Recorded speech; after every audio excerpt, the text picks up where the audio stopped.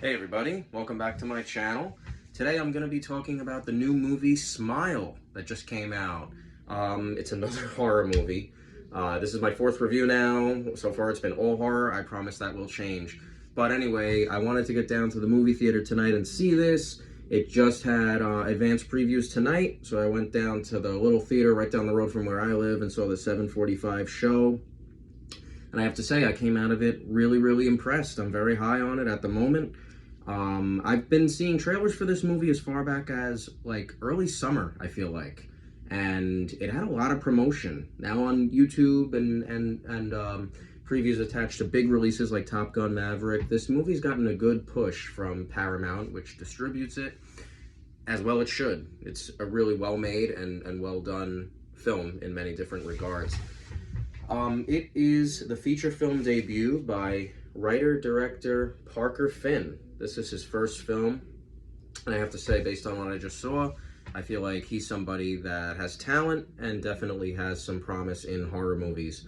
Whether or not he stays in horror, I don't know. He could definitely move out of that zone eventually, but this is for a first-time writer-director, this is high-quality stuff, I have to say.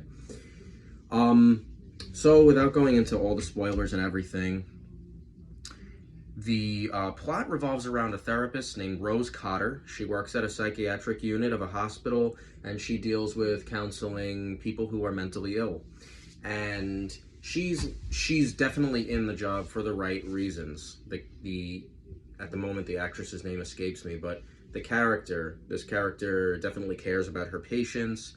She's kind of reminding her peers why they're in the job that they're in. And so one day she gets a new patient who is terrorized by something that she thinks is stalking her, following her, and has this eerie, as she describes it, smile. It wears people's faces like masks, she says, and nobody else can see it except for her. And yeah, I'm not going to give it away, but it constitutes a really effective first scene of the film. And after that, Rose basically is starting to think that she's seeing the same things. She's trying to unravel the mystery of what happened to her patient there, and she starts to believe that she's experiencing similar things to what that woman, who she met for all of 10 minutes, is seeing, or had seen. So the film Smile is, I would call it, a psychological horror film. It actually plays with a bunch of different elements.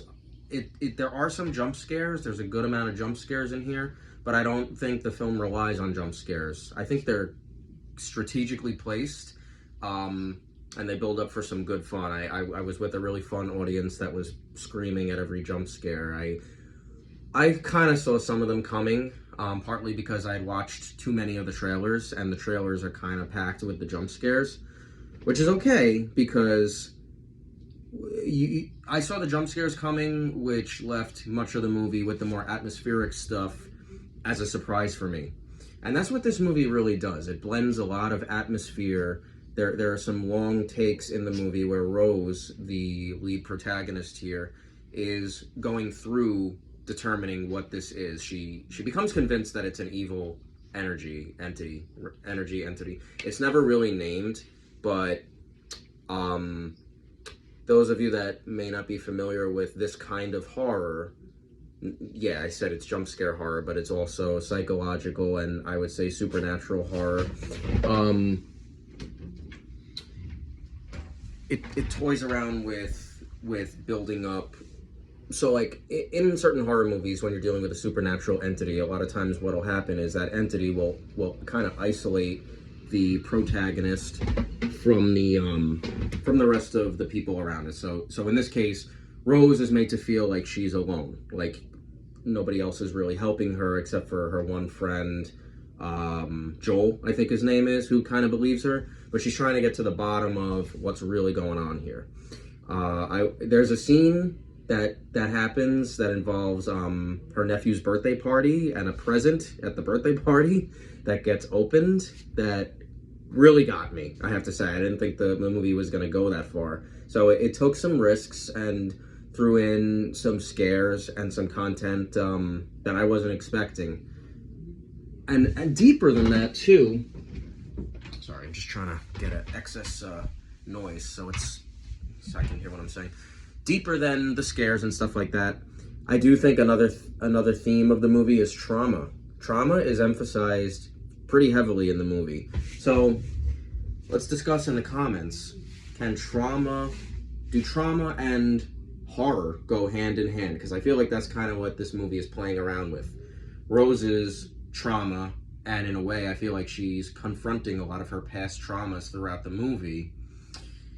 Can trauma be horrific? I guess that's the question I'm really asking here. And what in films do you guys think can represent trauma? Because I have my own ideas about this. I think what I'm going to do eventually is talk about the full spoilers and the film in detail, but not right now. I'm going to wait until people see it. I'll probably wait till this comes out on Blu-ray, because I'll pick it up, and I'll do like a full analysis in the future somewhere. This is definitely one I want to watch again. What else can I say? Something that's negative, I guess, is the fact that, going back to the jump scare thing, the movie does play up the jump scares towards the beginning and in the first half of the movie a little too much, in the sense that it builds up some really, really good tension, some good atmosphere, when the viewer is starting to question whether Rose is sort of maybe losing her sanity, or if she is in fact being followed by an evil presence. Like the lighting, there's some dim lighting, there's some eerie atmosphere, and the tension is getting kind of built up, and then it at points amounts only to a jump scare, you know. And to me, that's like, what are you doing, girl? So my dog does this thing where she literally knocks on my door. Like, if I have my door closed, she'll scratch on the door. What are you doing? What are you doing? So that's what she does. It's like her way of knocking.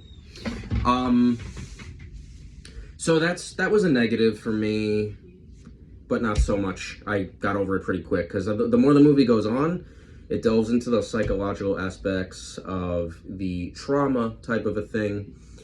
And I was like, okay, this movie has some, you know, it has some weight to it. It makes you think. So I wouldn't say it's too tropey. It doesn't fall into the usual. It's not a slasher movie. It's not anything like that. There's some gore. There's some kind of gnarly stuff here and there, but really the legs of the movie are the atmosphere of it, you know, the atmosphere and the mystery. The closest thing I can kind of compare it to, maybe The Ring. It's not very much like The Ring, but it deals with that central component of a protagonist trying to unravel a mystery before her time is up, kind of a thing. Much like The Ring with the cursed videotape and the whole 7 days theme and all that. It's not exactly like The Ring, but that's what comes to mind. What else can I say?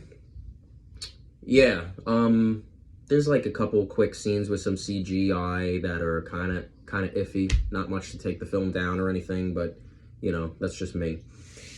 But I really liked it. I would give this film like a solid 7 out of 10 right now on first watch. Performances are good. The story, it's not wholly original, but it's definitely creepy enough. And like I said, as the movie went on, there's some stuff where I was like, yeah, this is good. This is pretty good horror. It's horror that got me past all the usual stuff, you know. So for all the promotion it got, for as much as I've been kind of looking forward to it, I think it took an idea that was pretty interesting, maybe not wholly original, but I took that kind of stalked by a paranormal entity kind of thing that's been done in horror before, and it brought some new life to it. And like I said, I really enjoyed the fact that the female character here, Rose Cotter, is somebody who is she's dealing with her own sanity and trying to confront her own trauma and issues. So it gave the horror of the film some type of humanity, you know. And we'll see where it goes. I mean, could there be a sequel? Yeah, possibly. I think this film is going to be liked by audiences, and I recommend it. It plays everywhere starting tomorrow, Friday the 30th, and let me know what you guys think. I'm trying to think if there's anything that I missed, but no, you know, I want to leave this review pretty open-ended for now. It's definitely a positive, definitely a thumbs up for me. I will never look at a smile quite the same way again. I like that it took that. It took something like a smile and made smiling a darker type of thing here. Interesting. It's interesting to take something that's universally seen as friendly and kind and give it some dark tone there for the sake of a horror movie. So, yeah, that's it. That's it from me. I'm gonna cut this off here. Thanks, guys. Thanks for watching my video, and I hope you like the movie. Please go see Smile, go support it, and I will be back to you guys soon with another movie review. Adios. Take care.